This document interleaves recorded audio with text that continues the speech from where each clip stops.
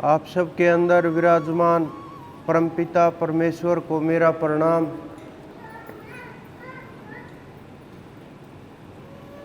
आज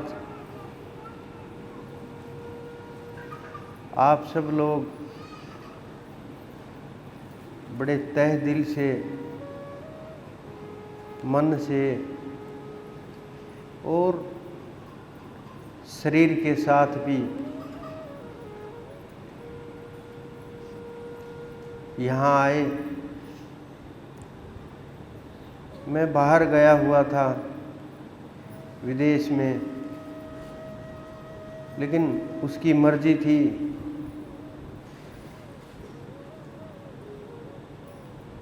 अपने आप सारे काम होते चले गए और आज का यहाँ सत्संग चल रहा है। ये सब उस अनंत की, उस अजन्मे की, उस परमपिता की, जिसका आज प्रकट उत्सव मनाया जाता है, जन्म उत्सव मनाया जाता है।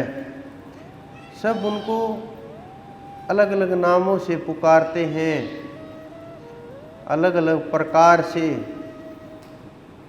सब विद्वान उनकी व्याख्या करते हैं।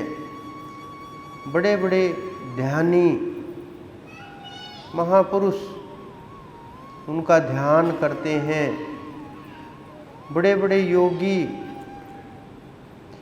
उनके नाम के ऊपर योग साधते हैं। बड़े बड़े अवतार उनकी एक मुस्कान के पीछे दौड़ते हैं, बिना कुछ सोचे समझे, बिल्कुल होश में होते हुए होश खो देते हैं। वो अनंत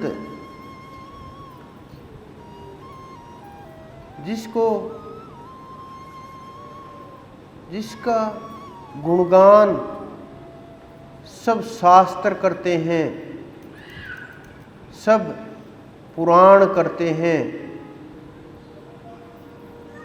भागवत जिनकी महिमा गा गा कर थकती नहीं है। करोड़ों अरबों लोगों के आदर्श,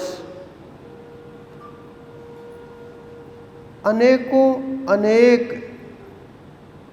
घर से लेकर के जीवन तक उनके नाम के ऊपर चल रहे हैं। भयभीतों को निर्भय करने वाले, कमजोरों को ताकत प्रदान करने वाले, मार्ग पर चलने वालों को रास्ता दिखाने वाले, इस सृष्टि को संभालने वाले, सारी चीज़ों का बैलेंस बना करके रखने वाले, एक पलक गिरते ही महाप्रलय कर देने वाले, उस अनंत का, और मेरे तो साक्षात गुरु हैं। कैसे कोई वर्णन कर सकता है। करोड़ों करोड़ सिद्ध, लाखों अवतार, अनेकों अनेक ब्रह्मांड, सब उनके अंदर समाये हुए हैं। आस तकते हैं। करोड़ों करोड़ जन्म तपस्या करने के बाद, करोड़ों करोड़ जन्म लेने के बाद अनंत अनंत पुण्य और गुरु कृपा, इन ये सब चीजें साथ में मिल जाएं, तब उनकी एक मोहिनी मुस्कान देख पाते हैं, अनुभव कर पाते हैं। वो ताकतवर जो सबको ताकत प्रदान करते हैं, पूरी प्रकृति को, पूरे ब्रह्मांड को, पूरे मानव जगत को, पूरे देव जगत को, पूरे दानव जगत को, हर चीज को अपने अंदर रखने वाले वो परमपिता परमेश्वर, जिसका ना आदि है ना अंत है, वो श्रेष्ठ जो ग्रहों की चाल अपने अनुसार चलाते हैं, जो समय को अपने अनुसार चलाते हैं, जो प्रकृति को अधीन करके, प्रकृति के अधीन होकर नहीं, प्रकृति को अधीन करके इस धरती के ऊपर जीवों के कल्याण के लिए, मार्ग दिखाने के लिए, भूले भटके लोगों को राह दिखाने के लिए, अनंत अनंत जन्मों की तपस्या से अंदर में जो चाह पैदा हुई, उसको मिटाने के लिए, रसिकों को रस प्रदान करने के लिए, भक्तों के ऊपर दया मेहर बरसाने के लिए अनंत अनंत कारण, जिनका वर्णन नहीं किया जा सकता, क्योंकि सब कुछ वो स्वयं अपने मुख से वर्णन करके गए हैं। इतिहास रच के गए हैं। तीनों कालों की गति को पकड़ में रखने वाले एक एक अंग इतना ताकतवर कि हाथी भी ना हिला सके, वज्र भी छू ना सके,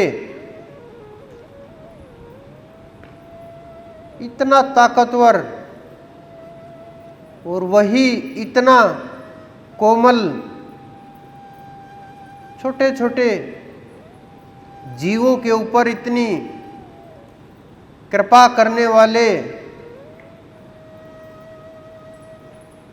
उस परमपिता का क्या गुणगान करें।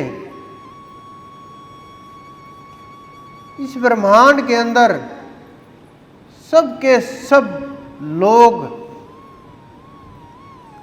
किसी भी धर्म का हो, सब के सब लोग अगर उसका वर्णन करने लगे,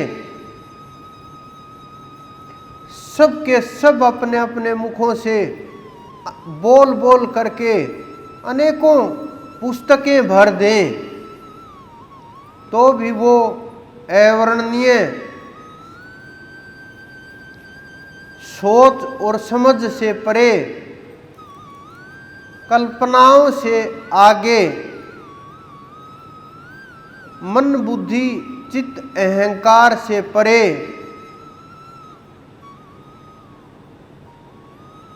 एक एक अंग के अंदर छुपे हुए रहस्यों को ले करके आए, एक एक रिश्ते को इतने गजब तरीके से निभाया, किसी को कोई शिकायत नहीं। जन्म से लेकर के चले जाने तक, आज तक भी उनके तुलना तो ब्रह्मांड में किसी भी संत, महात्मा, पीर, फकीर, कोई भी इस ब्रह्मांड के अंदर सिद्ध तुलना के योग्य नहीं है। इतनी ताकत लेकर के आए थे, इतनी अक्षमता उनके अंदर थी। वो स्वयं जागृत महापुरुष, किसी के जगाए हुए नहीं, किसी ने सिखाया नहीं, सीखे हुए समय प्रकट। कोई कारण रहा होगा कि इस पृथ्वी के ऊपर आए। अनेक लोग अनेक प्रकार से कारणों का वर्णन करते हैं, लेकिन फिर भी बहुत से कारण इन नजरों से दूर, कल्पनाओं से परे, प्रकृति के गर्भ में छुपे हुए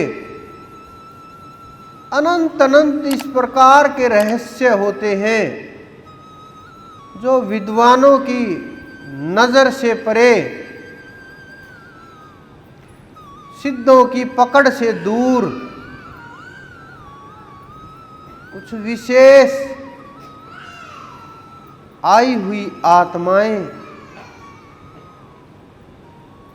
उनको समझ पाती हैं, रहस्यों को जान पाती हैं। वो जान भी उनकी कृपा से पाते हैं, उनकी दया से पाते हैं। उस अनंत की कृपा का क्या वर्णन करें। हमने अनुभव किया, जिसका वो हाथ पकड़ते हैं, कितनी गहरी दलदल हो, कितना भी संसार में फंसा हुआ हो, किसी भी प्रकार का जीव हो, जिसका वो हाथ पकड़ लेते हैं, वो जीव उन्हीं का हो जाता है, उन्हीं के समान हो जाता है। क्योंकि पिता और पुत्र में भेद नहीं होता। उसी प्रकार वो सबका पिता है। उनकी करुणा जब आप देखोगे, समझोगे, अनुभव करोगे, आंखों से अश्रु नहीं रुकेंगे। वो प्रेम जो उनके अंदर भरा हुआ है, जब वो प्रेम निकल करके आता है, जीव को जब वो विरह प्रदान करते हैं, बड़े बड़े सिद्ध जो तपस्या में लीन होते हैं, जब एक विरह का उनके ऊपर तीर छोड़ते हैं, छटपटाए हुए घूमते हैं। क्योंकि योगी लोग उनकी सूरत को पकड़ने का प्रयास करते हैं, चेहरे को पकड़ने का प्रयास करते हैं, केशों को देखने का प्रयत्न करते हैं, नजरें मुस्कान के ऊपर टिकी होती हैं, कानों को देखने का प्रयत्न करते हैं, फिर पूरे के पूरे शरीर को बनाते हैं। बड़ी मेहनत करके वर्षों की तपस्या के बाद अभ्यास के द्वारा एक एक अंग तैयार करते हैं। उस योगी का फिर ध्यान ठहरने लगता है। जब वो हृदय में रूप ठहर जाता है, पकड़ में आ जाता है, और जब पूरी तरह से रूप पकड़ में आ जाता है तो वो रूप छुड़ा करके भाग लेते हैं। फिर जीव की वो हालत होती है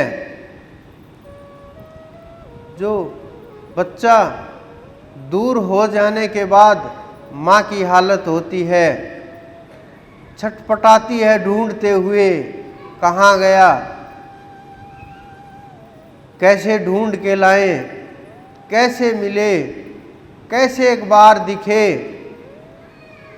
क्या कर दूं उसके लिए, सब कुछ न्योछावर कर दूं। इस प्रकार की जब भावना योगी के अंदर भी हो जाती है कि मैं अपने आप को खो दूं, तो वो बिना बोले मौन अंदर से छटपटाहट, भय कि किस प्रकार से मैं मिलूं, खोने का भय, मरने का भय नहीं कि कहीं आपके दिमाग में आए कि मरने का भय, मरने का नहीं, उसको खोने का भय, उस परमपिता को कि वो दूर चले गए, कैसे मिलेंगे, कैसे क्या करें, क्या आधार है। मैंने पूरी तपस्या की, सारा जीवन समर्पित कर दिया, मेरे पास अब कुछ नहीं बचा, फिर भी क्यों दूर जा रहे हैं। मैं हृदय से नहीं निकलने दूंगा, पकड़ करके रखूंगा, चाहेंगे तो भी नहीं दूर जाने दूंगा। अनेकों अनेक प्रकार के विचार, और फिर छटपटाहट के बाद अश्रुधारा, फिर दोनों चीज शांत, विचार भी, आंसू भी, बस तड़फ अंदर में, तड़फ तड़फ तड़फ रहा, कब होगा दीदार, एक पल के दीदार पर सब कुछ डालू वार। कि अंदर में इतनी तड़फ हो जाती है, जिस प्रकार मछली बिना पानी के वो तो जिंदा भी रह जाए, लेकिन वो जिंदा नहीं रहती, प्राण छूटने को हो जाते हैं।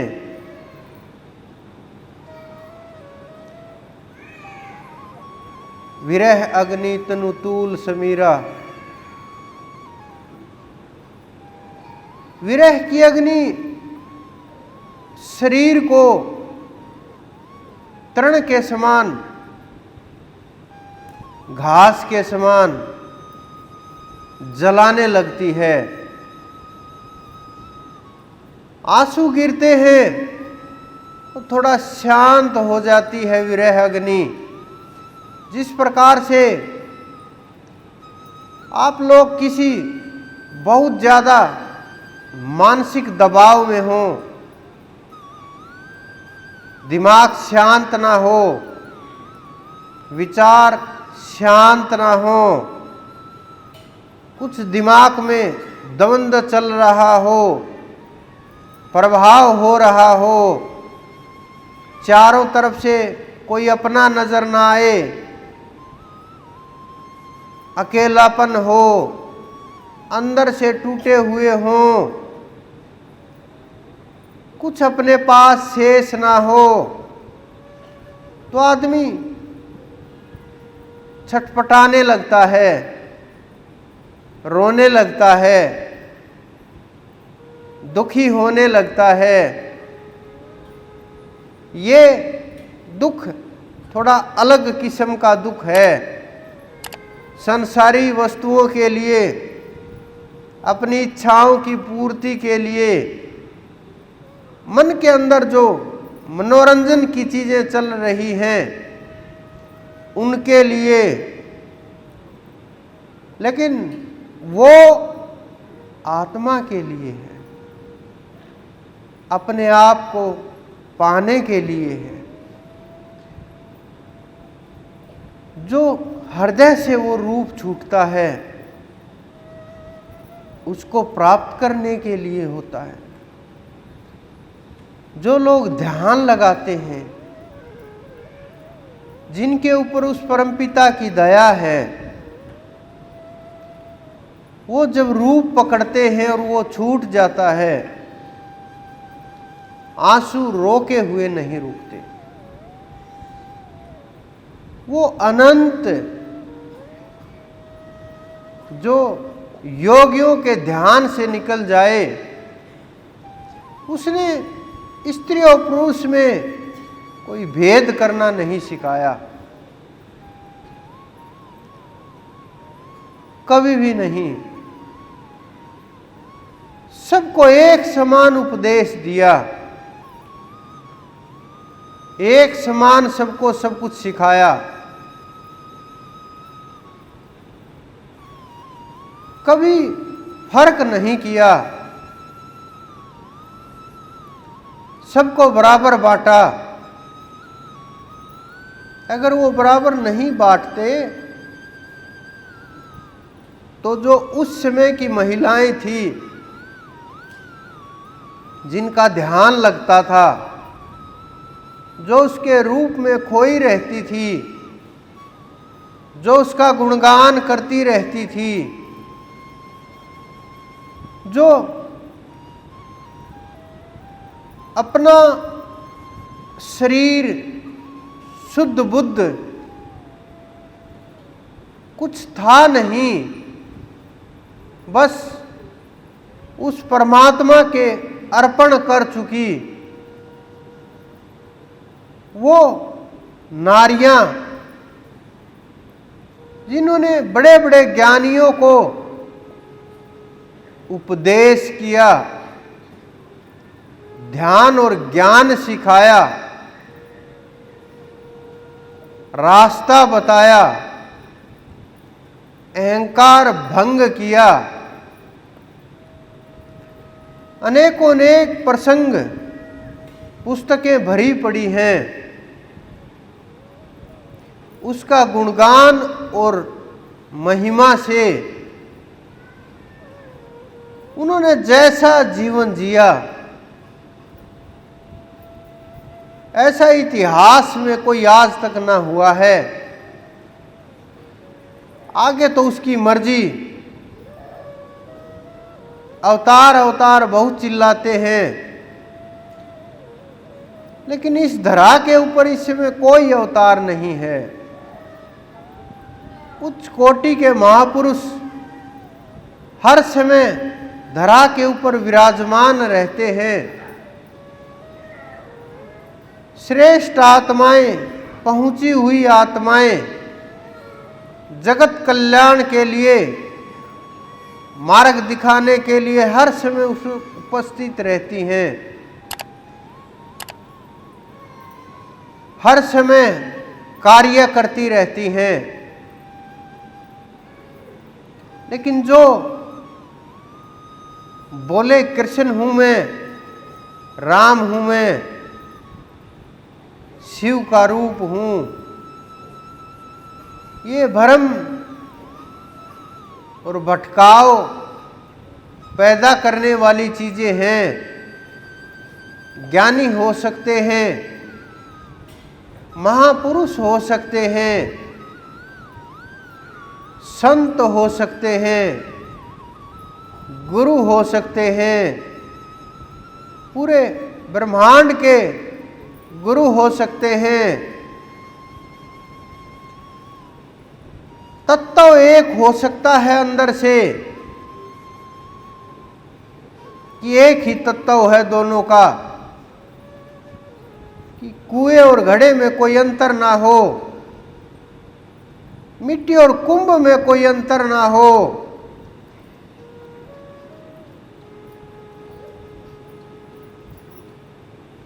स्वर्ण और आभूषण में कोई अंतर ना हो।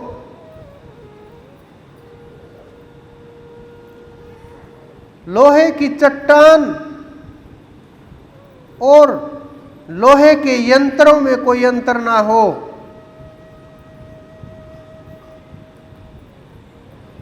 तो उनमें कैसे अंतर हो सकता है? लेकिन अवतार नहीं हो सकते, क्योंकि उनकी शक्तियां असीमित होती हैं। वो ब्रह्मांड के अंदर जैसे चाहे वैसे बदलाव करते हैं, जैसे चाहे ऐसे संसार को चलाते हैं।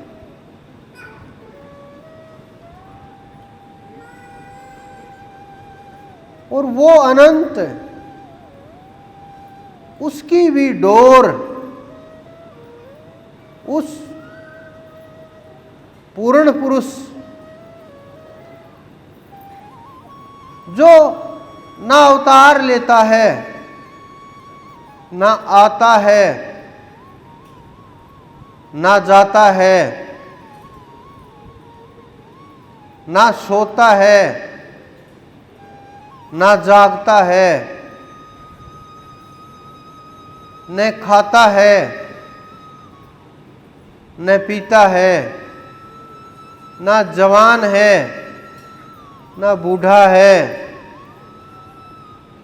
वो अनंत जो ना अंधेरा है, ना प्रकाश है, ना ज्योति है, ना अंधकार है,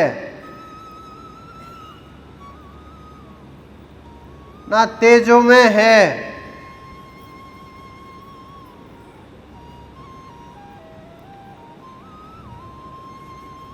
ना देव है, न मानव है। और इन सब से परे होते हुए भी अंश रूप से, जैसे मानव के अंदर आत्मा, जीवों के अंदर आत्मा, ऐसे ही वो परमेश्वर प्रत्येक जीव के अंदर अप्रकट रूप से रहते हैं, प्रकट रूप से ज्ञानियों के अंदर, महापुरुषों के अंदर रहते हैं। क्योंकि जिसके अंदर वो ज्ञान प्रकट हुआ, वो जागा, फिर क्या रहेगा? जब वो प्रकट ही हो जाएगा, पाप और पुण्य से जीव दूर चला जाएगा, पाप और पुण्य नजदीक नहीं रहेंगे, प्रभाव भी नहीं हो पाएगा किसी भी प्रकार से, क्योंकि अंदर में जब वो प्रकट बैठा है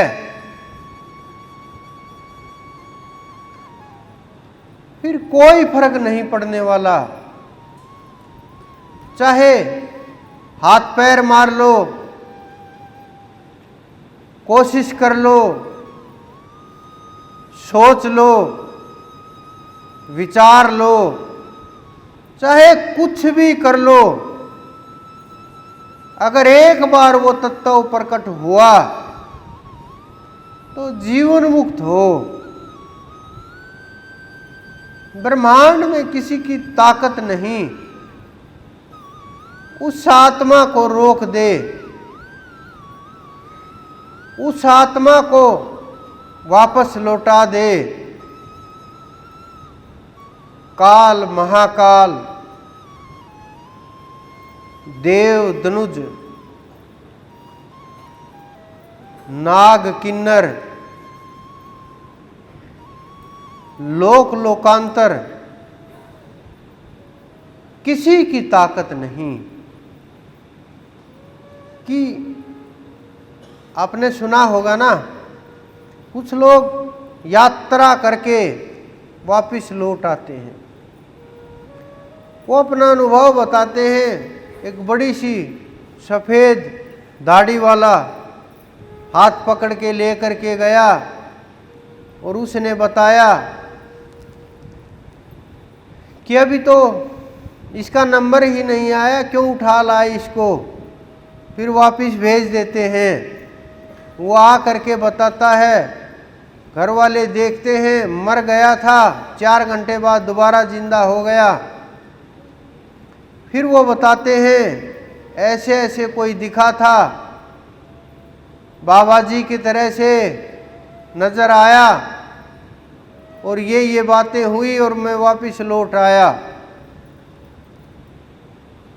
वहाँ भी फाइल आपकी नहीं रहेगी अगर वो प्रकट हुआ तो, वहाँ से फाइल अपने आप जल जाएगी, अपने आप फाइल खत्म हो जाएगी। जिस प्रकार से किसी ने कोई अपराध किया हो, उसकी सजा पूरी हो गई तो फाइल कहीं उठाए घूमे जाओ, उसको दोबारा से अगर कोई अपराध ना हो तो जेल नहीं हो सकती। उसी प्रकार से जो जीवन मुक्त हो गए वो इस बंधन में नहीं रहते, दोबारा जन्म नहीं होता। लेकिन वो जीव जिनके ऊपर उसकी मेहर बरसती है, सत्संग का बड़ा प्रभाव होता है। आप जब एकाग्र हो करके बैठोगे, सुनोगे,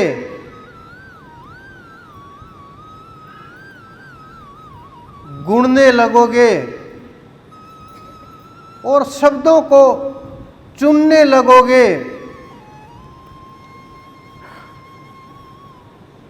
और शब्दों के ऊपर पकड़ करने लगोगे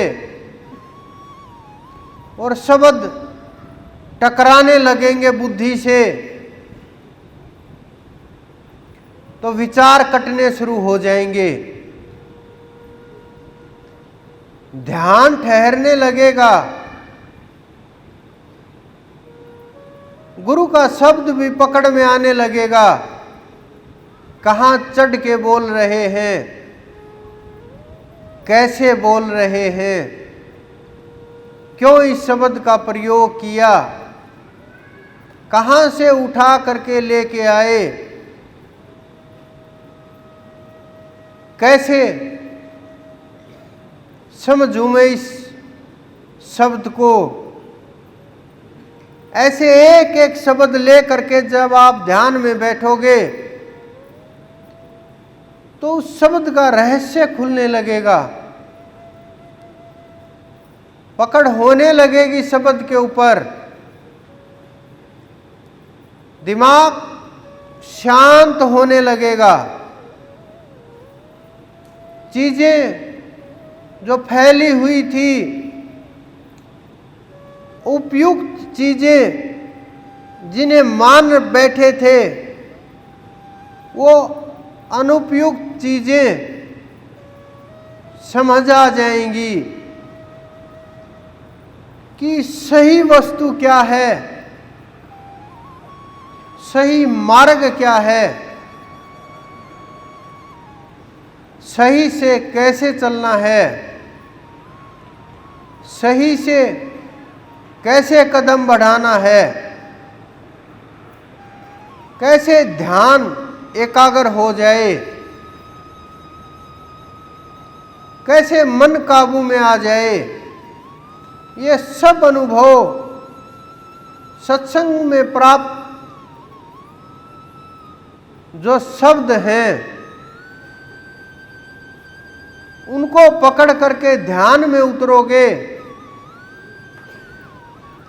जीवन में उतारोगे। पहले शरीर से आरंभ करोगे, फिर मन से आरंभ करोगे, फिर बुद्धि से होगा, फिर हृदय से होगा, और फिर अंदर में काम शुरू हो जाएगा। क्योंकि एक बार शब्द टकराया,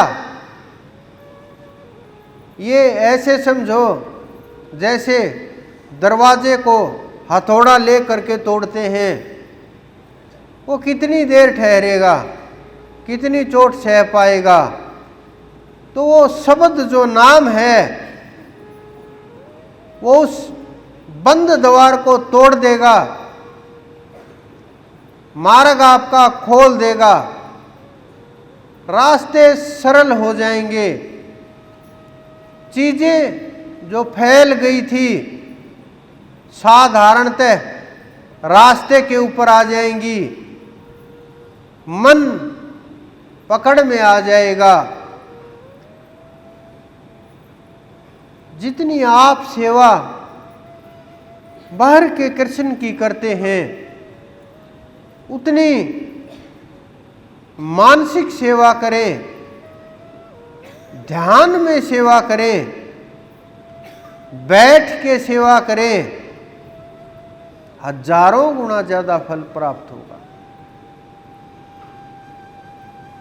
क्योंकि मन पवित्र होने लगेगा।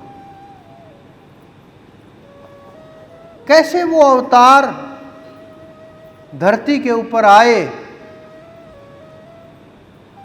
जन्म से ही अपनी ताकत का प्रयोग शुरू कर दिया,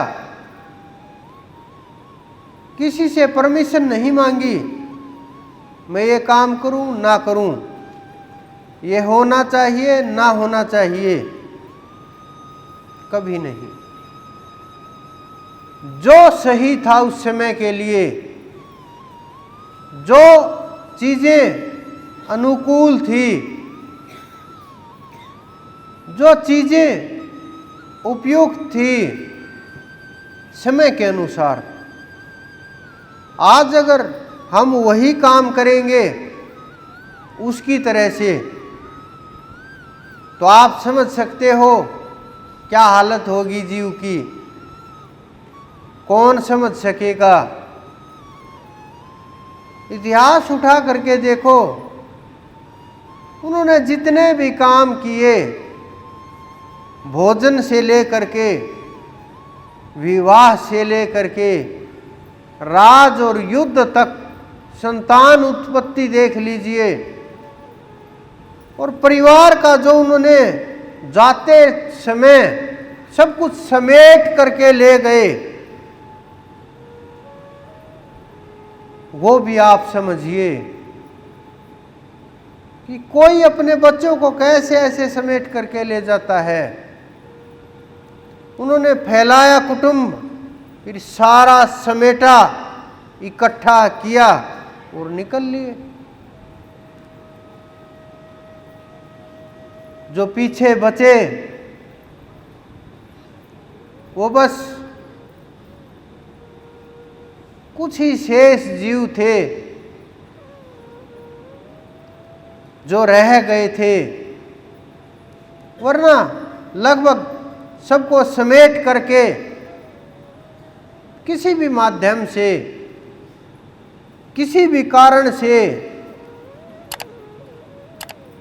उन्होंने ऐसा कोई कर्म नहीं, चाहे आप उसको अच्छा मानते हो, बुरा मानते हो, तुलना करते हो, जज करते हो, अपने तरीके से तोलते हो, अपने तरीके से अनुमान लगाते हो, अपने तरीके से व्यवहार करते हो और अपने साधारण मनुष्य से तुलना करते हो, और आज के समय की उस समय से अगर तुलना करते हो तो ये हमारी बेवकूफ़ी है। उन्होंने जो किया कोई नहीं कर सकता, ना कोई कर पाया। सब कुछ स्वीकार करना। जिसने बोला मैं तेरा हूं,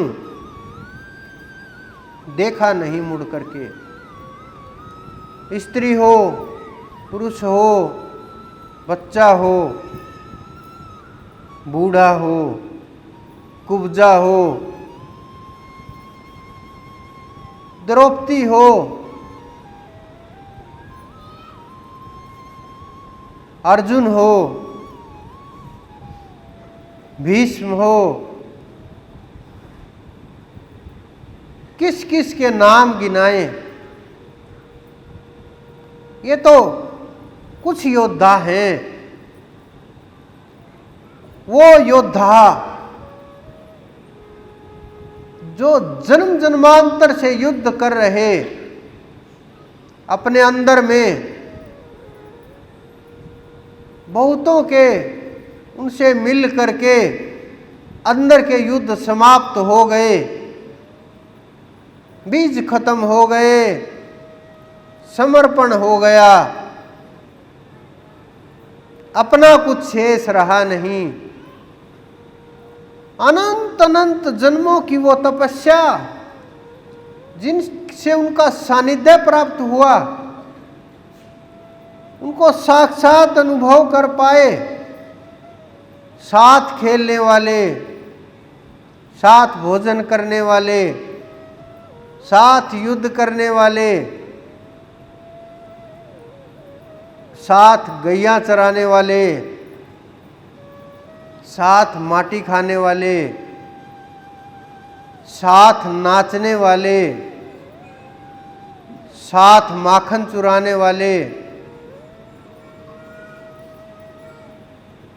अनेकों अनेक जीव जो समय समय के ऊपर बदलते गए।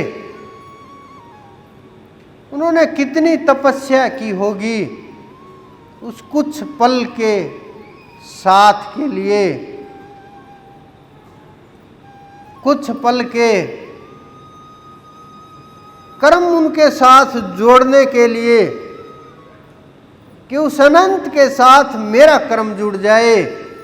कष्ट चाहे अनंत हो जाए, शरीर चाहे छलनी छलनी हो जाए,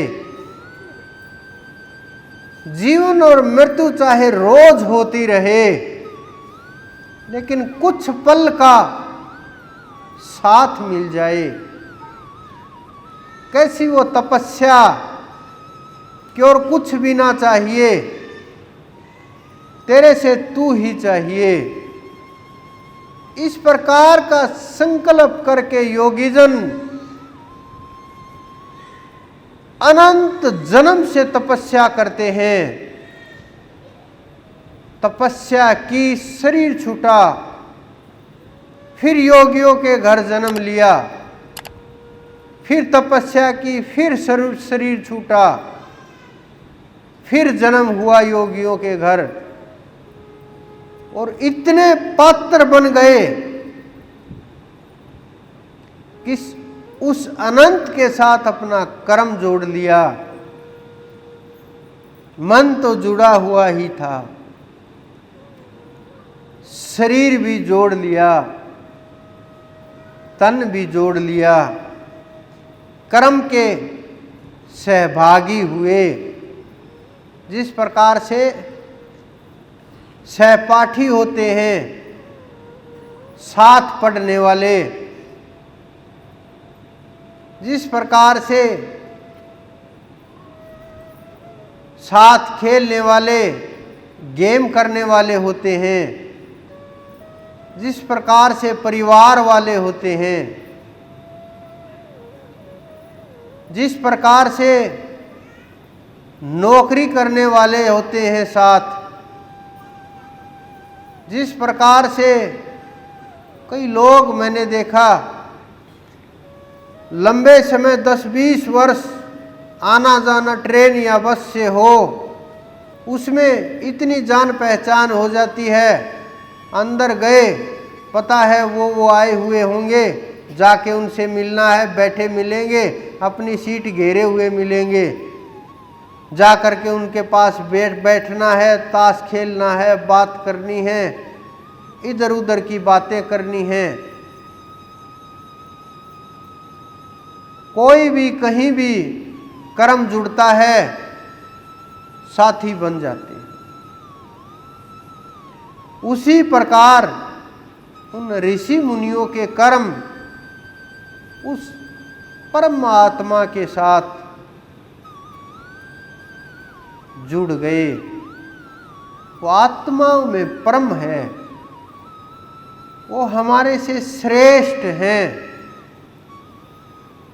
वो ध्यान के योग्य हैं, वो गुणगान के योग्य हैं, वो नाम रटने के योग्य हैं, वो समर्पण के योग्य हैं,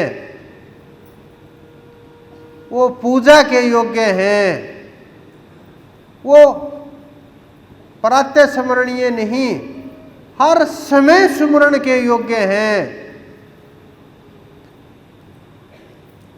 उनका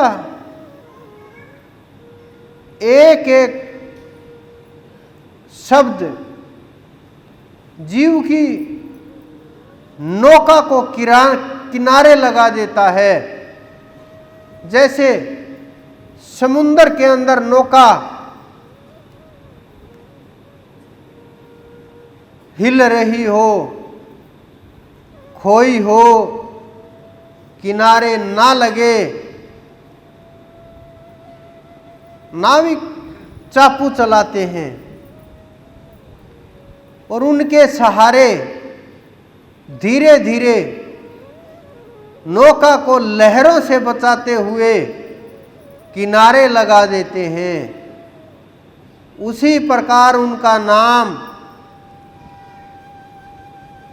उसी प्रकार चापू की तरह से काम करता है, किनारे लगा देता है। जिसके नाम लेने मात्र से बड़े बड़े पंथ बन गए, एक नाम के ऊपर बड़े बड़े धर्म बन गए, मजहब बन गए, केवल उनके नाम के ऊपर। तो वो क्या ताकत है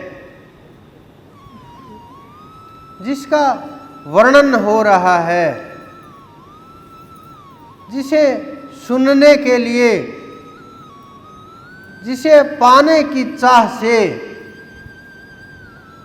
आप सुबह से बिना पानी के पैदल चल करके इतना समर्पण कि पानी भी दर्शन करके पिएंगे, प्रसाद वहीं जा कर के लेंगे, इतनी भावना जीव पीछे नहीं रह सकते। कोई रोक नहीं सकता, क्योंकि अपना कुछ बचा ही नहीं। तन भी अर्पण कर दिया, मन भी अर्पण कर दिया, और जो कुछ बचा था वो भी अर्पण कर दिया, और उसका मान करके सब कुछ कार्य करने लगे। अगर हम अपना कार्य ना मान करके उसका कार्य मान करके करें तो कोई गलती नहीं हो सकती, कोई आलस्य भी नहीं हो सकता, कोई विचार भी उत्पन्न नहीं हो सकता, कोई कल के ऊपर भी नहीं छोड़ सकता। अंदर में शंका भी उत्पन्न नहीं होगी, किसी प्रकार की दिक्कत भी नहीं आएगी, परेशानियां भी खत्म हो जाएंगी, हालात भी खराब हो जाएंगे, ना कुछ शेष रहेगा, ना खोना रहेगा, ना पाना रहेगा। बस एक ही दिमाग में चीज रहेगी कि उसका कार्य है, हम तो करने वाले सेवक हैं उसके। और जो परमपिता के सेवक होते हैं उनको कोई देख नहीं सकता।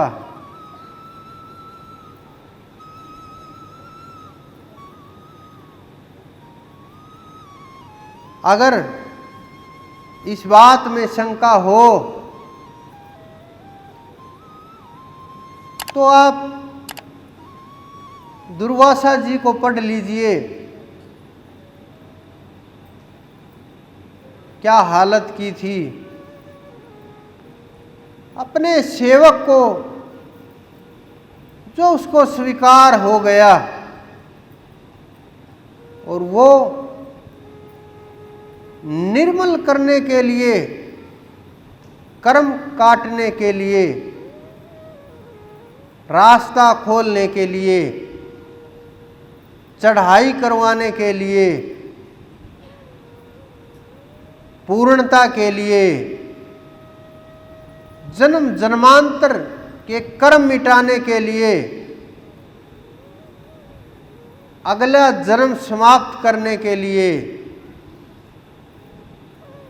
अनेकों कर्मों को इकट्ठा करके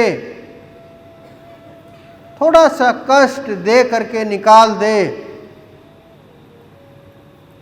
कितना दयावान वो परमात्मा, कितनी कृपा करता है वो सेवक के ऊपर। उसके अंदर इतनी करुणा,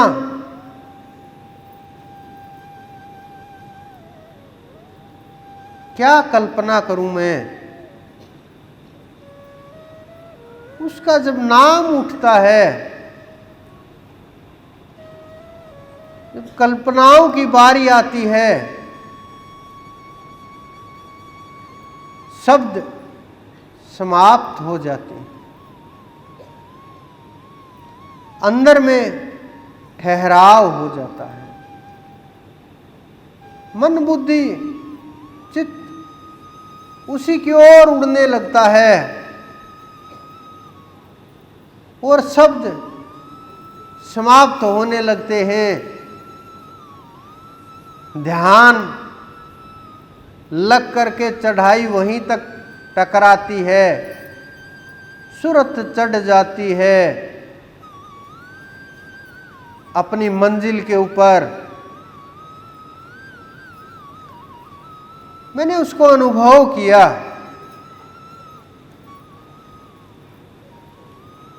उन्होंने हमें सिखाया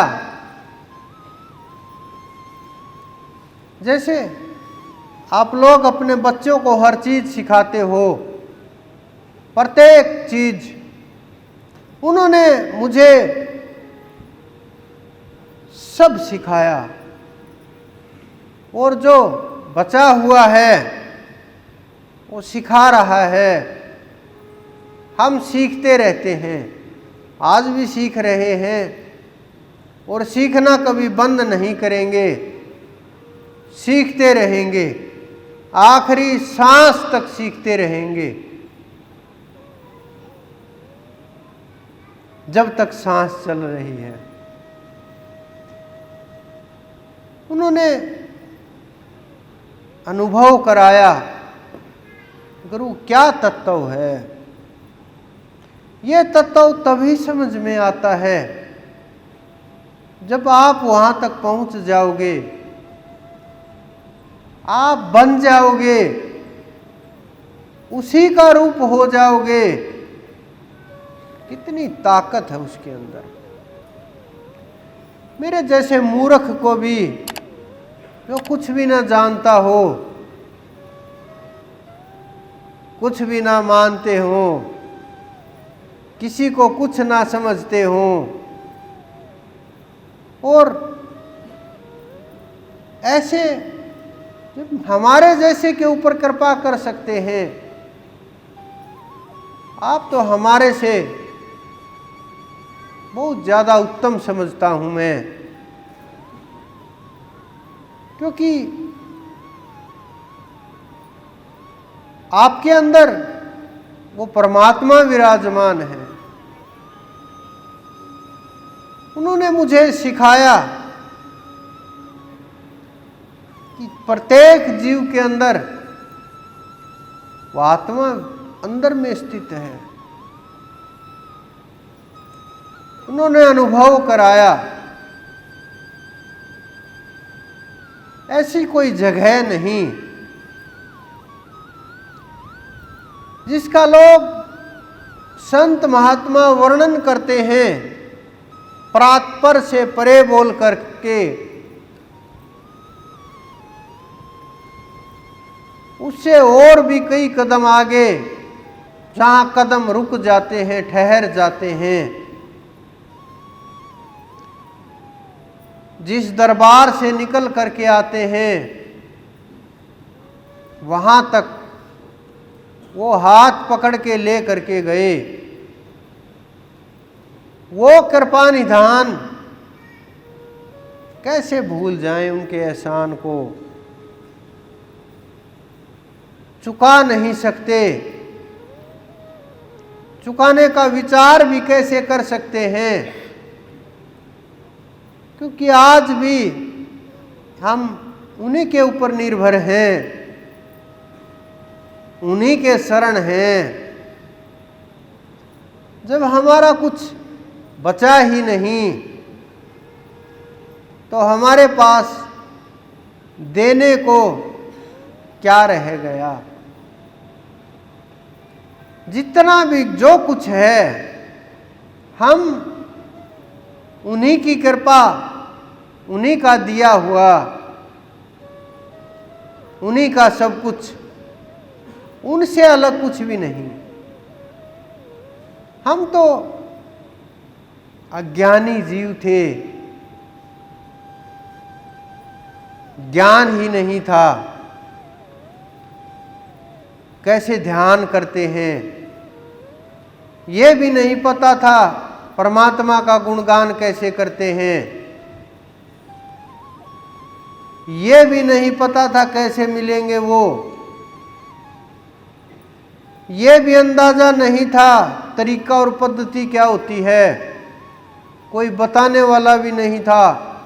भ्रमित करने वाले लाखों थे, बताने वाला नहीं।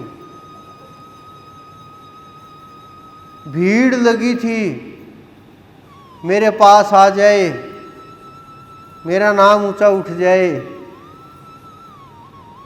मेरी सुन ले। अनेकों गुरु चक्कर काट रहे थे कि किसी भी प्रकार से ये मिल जाए बस। कुछ करना ही ना पड़े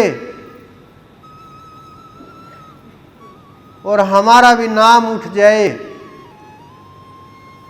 और इनके सहारे हम भी तैर जाएं।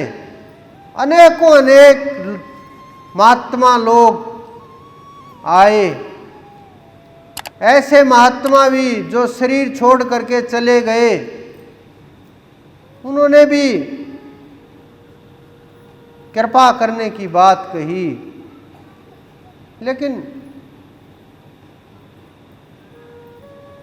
चाहे हमारी नादानी समझो, ना समझी समझो, या हमें पता नहीं था कैसे क्या करते हैं, क्या होता है, हम एक बात के ऊपर ठहरे हुए थे कि जो वो सिखाएगा वही सीखेंगे, जो वो करवाएगा वही करेंगे, जैसे वो चलाएगा वैसे ही चलेंगे, जो वो समझाएगा वही समझेंगे, जिसको वो भेजेगा बोलेगा उसी की सुनेंगे।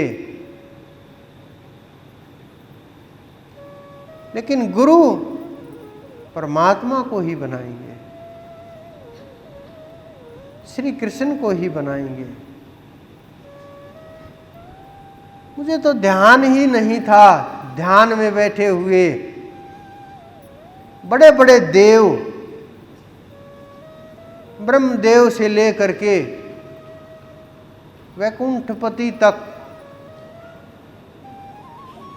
आदि शक्ति से लेकर के सब के सब जिनके नाम सुने आपने,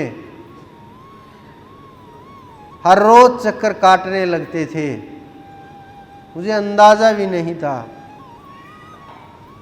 बस इतना था कुछ चल रहा है अंदर में, बैठते ही कुछ कुछ दिखने लगता है। क्या दिखने लगता है ये नहीं पता था।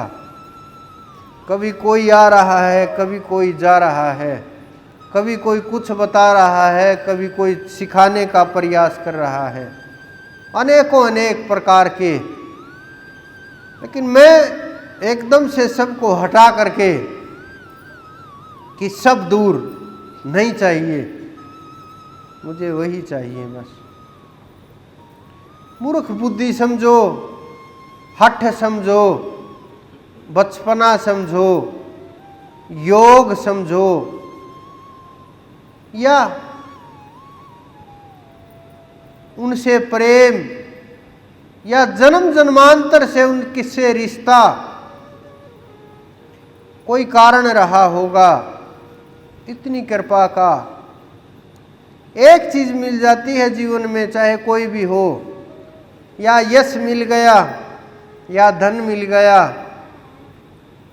या ज्ञान मिल गया, या विद्वान हो गए, या समझ बढ़ गई, या ताकत मिल गई, या सिद्धियां मिल गई, या निधि मिल गई, या और श्रेष्ठता, सुंदर शरीर मिल गया। कोई एक चीज वो परमात्मा दे देता है।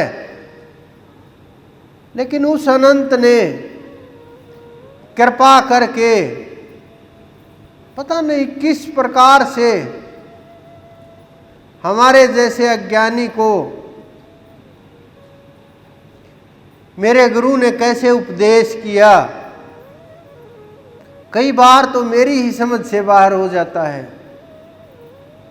और मैं सोचने भी लगता हूं। कभी कभी एकांत में कभी बैठे हों किसी जगह के ऊपर, दूसरे देश के अंदर बैठे हों, मैं हंसने लगता हूं। मेरे साथ गए हुए पूछते हैं क्या हुआ, मैं बोलता हूं उसकी कृपा मेरी समझ से परे है, मेरी बुद्धि वहां तक नहीं पहुंच सकती। मैंने कभी सोचा भी नहीं था क्या करने निकले थे हम। ध्यान का तो सवाल ही नहीं था।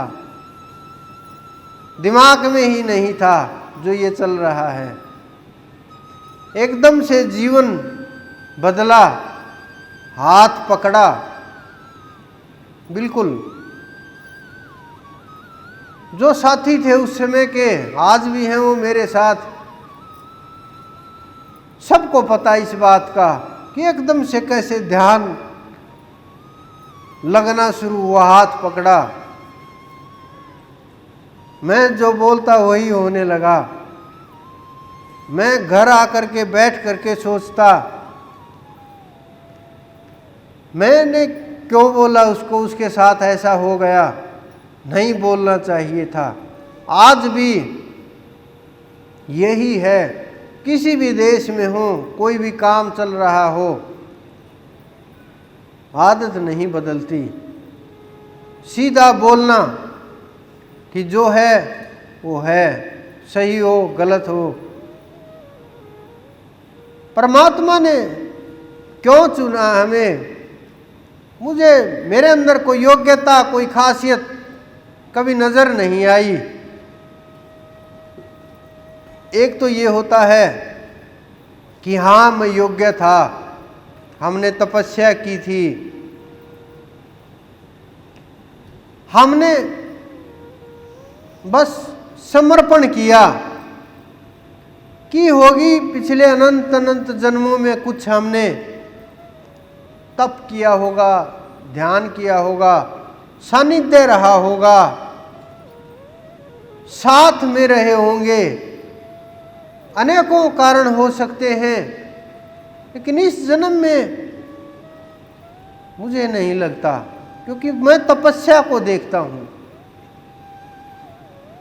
कि लोग कितनी मेहनत करते हैं, कितनी तपस्या करते हैं, कितना जोर लगाते हैं, कितनी पकड़ रखते हैं। लेकिन फिर मुझे समझ आया, गुरु ने हाथ पकड़ लिया तो सारी चीजें अपने आप कर देते हैं, रास्ते अपने आप बना देते हैं, सब कुछ अपने आप खुलता जाता है, पकड़ अपने आप होती जाती है, अपने आप उड़ा ले जाते हैं। जिस प्रकार से कोई अमीर व्यक्ति अपनी संतान को अपनी जमा पूंजी दे करके एक पल में अमीर बना देते हैं, उसी प्रकार से उस अनंत ने, मेरे गुरु ने मुझे अमीर बना दिया। मेरे पास कुछ नहीं था, आज भी नहीं है। मैं एक साधारण सा आदमी हूं। मेरे कर्म उसके अनुसार चलते हैं, जैसा वो चाहता है। सोच और समझ से परे वो मेरे साथ खेल खेलता है, हिला हिला करके देखता है कि कहीं किसी कर्म में डर तो नहीं बचा, घबराहट तो नहीं है, कुछ खोने पाने का कुछ बचा हुआ तो नहीं है, भोग और योग में फर्क तो नहीं है। हिला हिला करके देखता है, हिला हिला करके। हिलाने दीजिए,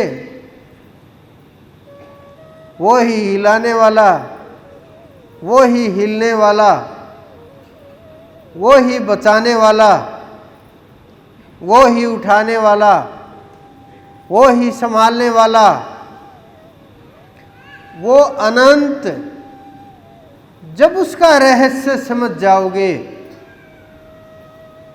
उस अनंत का जिसके लिए आप तड़फ रहे हैं अंदर से, जिसके लिए भोजन तक छोड़ देते हैं, जिसके लिए बूंद पानी के अंदर नहीं जाने देते, जिसके लिए शादी के बाद भी ब्रह्मचर्य व्रत का पालन करते हैं, जिसके लिए सब कुछ छोड़ करके ध्यान करते हैं, जिसे पाने के लिए सब कुछ भूल जाते हैं,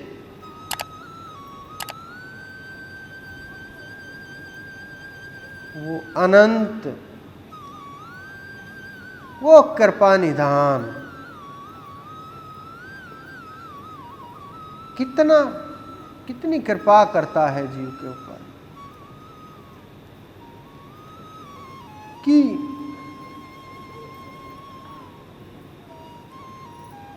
मेरे दिमाग में था, क्योंकि मैं किसी काम के लिए गया हुआ था विशेष, वहाँ उन्होंने मुझे बोला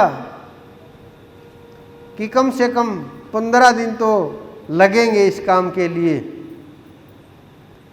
कि 12-15 दिन से पहले ये काम नहीं होगा। मैंने कहा, मैंने तो बोला नहीं सत्संग के लिए कि जन्माष्टमी का सत्संग होगा। जब उसने लिखवाया है तो अपने तरीके से लिखवाया होगा, अपने तरीके से किया होगा, और जो काम 10-12 दिन में होने थे 24 घंटे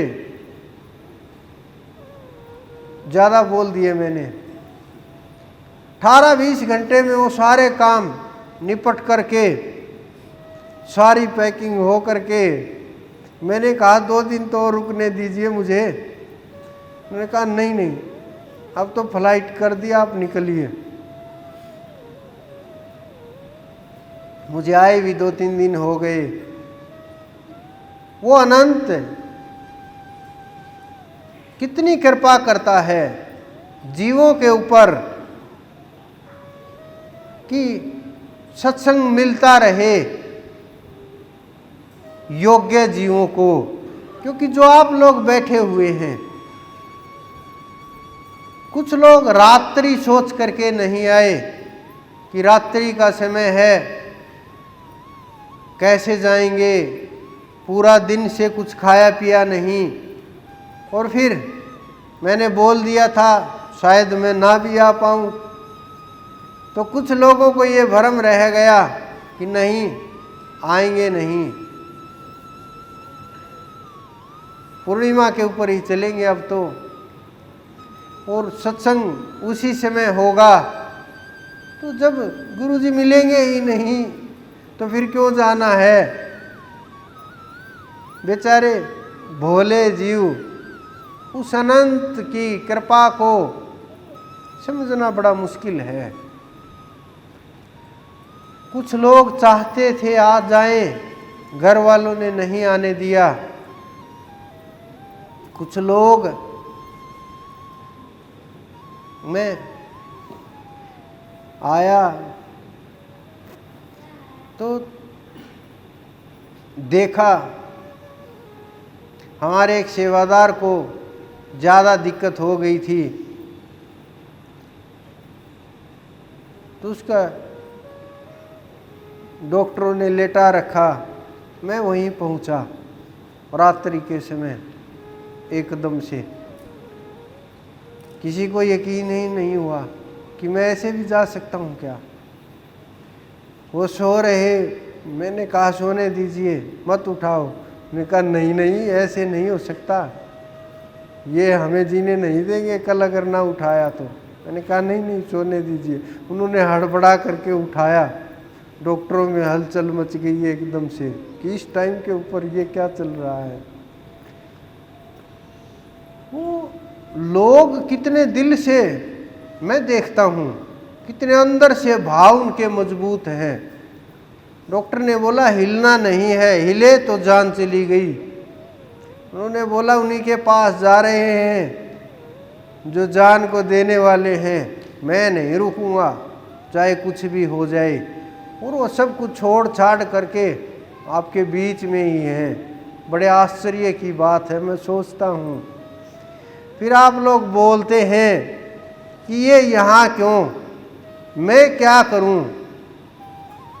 ऊपर वाला भाव देखता है, अंदर के अंदर प्रेम देखता है, विश्वास देखता है, श्रद्धा देखता है, समर्पण देखता है, और उसे और कुछ नहीं चाहिए। बाकी वस्तुएं बाहर की हैं, वो निपट लेंगे, वो कोई बड़ी चीजें नहीं होती। तो इस प्रकार के लोग, तो मैं कई बार आश्चर्यचकित हो जाता हूं। इतना भाव, इतना प्रेम कैसे मुझ जैसे ज्ञानी से, मूर्ख से, क्यों? क्योंकि उसने दया करी, दाता ने मेहर करी। इस कारण से वो उस अनंत के जीव हैं, उस परमात्मा के जो सोचते नहीं हैं, विचार नहीं करते, बस एक लगन है कि उसके हैं, बस वही संभालेगा, कि दूसरा कोई नहीं, ब्रह्मांड में ही नहीं है कोई। बहुतों ने अनुभव किया, मैं देखता सब लोग मना कर देते, डॉक्टर से लेकर के सब साइंसदान जितने भी हैं, कि ये अब काम नहीं होगा। और उसकी कृपा की एक नज़र से डॉक्टर आकर के ये बोलते, उनसे मिलना है, मुझे मिला दोगे किस प्रकार से? और सामने मैं बैठा मिलता टी शर्ट पहने हुए। उन्हें बड़ा और भी आश्चर्य हो जाता कि ये कैसे हो सकता है, ऐसे बड़ा मुश्किल हो जाती। कुछ दिन पहले बहुत राजनीतिक लोग आए मेरे पास, रात के समय आ गए, 5-7 दिन पहले। वो आश्चर्य में हो गए कि आप, मैंने कहा कि हमारे कुछ सवाल हैं, कि बड़े बड़े महात्माओं से सवाल किए, जवाब नहीं मिले। कहा किए होंगे कि उन्होंने ऐसे बोला, उन्होंने ऐसे बोला, कि वो उनके जवाब हैं, मेरे नहीं, मेरे जवाब हम देंगे। आश्चर्य में, मैं इतना पढ़ा लिखा भी नहीं, समझ भी नहीं, पुस्तकें भी नहीं पढ़ी इतनी, लेकिन ऐसा क्या हुआ कि उसकी कृपा हुई, उस अनंत की, और सारा का सारा सब कुछ खुल गया। तो फिर मुझे ये महसूस हुआ कि उसके लिए पुस्तकें पढ़ने की कम आवश्यकता है, ध्यान की ज़्यादा आवश्यकता है, उसके चलाए मार्ग पर चलने की ज़्यादा आवश्यकता है, उसकी आज्ञा में रहने की ज़्यादा आवश्यकता है, उसकी आज्ञा से एक कदम इधर से उधर ना हो, चाहे जो आज्ञा हो, जो मर्जी वो बोलता है हम वही करते हैं। हम नहीं सोचते बदनामी हो, अच्छाई हो, नाम दूर तक जाए, खराब हो। मेरा काम नहीं है सोचने का, ये उसका काम है। हम तो जो उसने बोला, जो मालिक ने बोला, हमने हुक्म पुगा दिया। बदनामी उसकी होगी, श्रेष्ठता उसको मिलेगी, मान बढ़ाई उसको मिलेगी, हमारा कुछ नहीं। हम तो सीधा उसके अर्पण कर देते हैं। तो वो लीलाधर, जिसकी लीलाओं का गुणगान कर करके छोटे से मानव से महामानव बने प्राणी, जिन्होंने मुक्ति को छू लिया, पा लिया, वो कितनी महानता है उनके अंदर। कोई भी ऐसा कर्म नहीं जो उन्होंने नहीं किया, कोई भी इतिहास उठा करके देखो। जिनको आप घृणित से घृणित कर्म मानते हैं कि एक व्यक्ति 8-8 पटरानियां लेकर के घूम रहा है और बोलता है मैं योगी हूं, कोई एक भी लेकर के घूमे आप क्या बोलोगे उनको? और कोई 2 लेकर के घूमे तो क्या बोलोगे उनको? अगर तीसरी आ जाए तो योगी तो दूर, आप उसे सामाजिक आदमी ना मानो, आप उसके पास बैठना पसंद ना करो।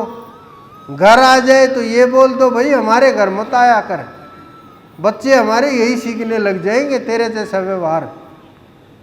और हम उसकी पूजा करते हैं जिसकी 8-8 पटरानियां थी और सबको घर में रखते थे एक साथ। कितना तगड़ा मैनेजमेंट था उनका, क्योंकि आज का समय देखिए आप, घर संभाले हुए नहीं संभलते, एक लड़की से लड़का नहीं संभलता, लड़के से लड़की नहीं संभलती, पत्नी से पति नहीं संभलता, पति से पत्नी नहीं। लेकिन उनका मैनेजमेंट देखिए, रिसर्च चल रहे हैं उनके मैनेजमेंट पे कि उन्होंने कौन सी ऐसी विद्या थी, कौन सी ऐसी कला थी, सब का सब परिवार सब संतुष्ट, सारी फौज संतुष्ट, राजकाज मंत्री सब संतुष्ट, योद्धा सब संतुष्ट, कि युद्ध में गए वहां भी सबको संतुष्ट करके आए। कितनी ताकत! साधारण बुद्धि से भी अगर सोचे तो भी उनका कोई जोड़ नहीं है। इस संसार की दृष्टि से सोचे, एक महामानव की तरह सोचे कि एक साधारण मानव होते हुए उन्होंने क्या क्या कर्म कर दिए। दूसरा नगर जा बसाया, उस टाइम के ऊपर आज से 5000 वर्ष पहले, आज भी अगर नगर बसाने लगे, कितना धन संपत्ति, समय, लोग, कितना आज के समय के ऊपर कितना लग जाता है, वो कैसे उठा करके ले करके गए होंगे। लोग तो बोल देते हैं ऐसे उड़ाया और द्वारका उतर गए, लेकिन जो वो लोगों को ले करके गए, इतने लोगों को इकट्ठे करके, कोई तो मार्ग बनाया होगा, किसी रास्ते से तो पहुंचे होंगे, कोई तो पगडंडी पकड़ी होगी, तभी कितना समय लगा हुआ होगा, कैसे जगह ढूंढी समुद्र के किनारे। आज तो कैमरे लगा लगा करके जल के अंदर जा जा करके उन पत्थरों को, मूर्तियों को टच कर करके देख रहे हैं कि ये पुरानी द्वारका है, क्या ये वही द्वारका है, क्या ये वही एनर्जेटिक पत्थर हैं जहां उस अनंत का वास रहा हो, जहां उन्होंने अपना समय गुजारा हो, जहां समय दिया हो। खोज रहे हैं साइंस वाले, लगे पड़े हैं। उन्होंने जितने कर्म किए अवर्णनीय हैं, कोई वर्णन नहीं कर सकता, लेकिन गुणगान करके पार जरूर उतर सकते हैं। मुझे लगता है मैंने आप लोगों का बहुत समय ले लिया, क्योंकि उपवास है, समय भी हो चला। छोटे छोटे बच्चे व्रत करके बैठे हैं कि कब ये बोलना बंद हो, हमें प्रसाद मिले और थोड़ी शांति हो। तो जिस चीज़ की आपको ज़रूरत है तो अब थोड़ा वो भी काम कर लेते हैं, लेकिन आप ध्यान जरूर करिए उस परमपिता परमेश्वर का। चाहे आज आप आए हैं, कम से कम जो यहाँ रुके यहाँ, जो घर जाए वो घर, कम से कम 1 घंटा तो बैठिए उनके नाम के ऊपर। मन पकड़ में है, विचार पकड़ में है, बुद्धि पकड़ में है, इंद्रियां पकड़ में है, बड़ी पवित्र सब कुछ। तो ध्यान जरूर लगाने का प्रयत्न कीजिए। आप सबके अंदर विराजमान मेरे गुरु, मेरे इष्ट को मेरा बार बार प्रणाम।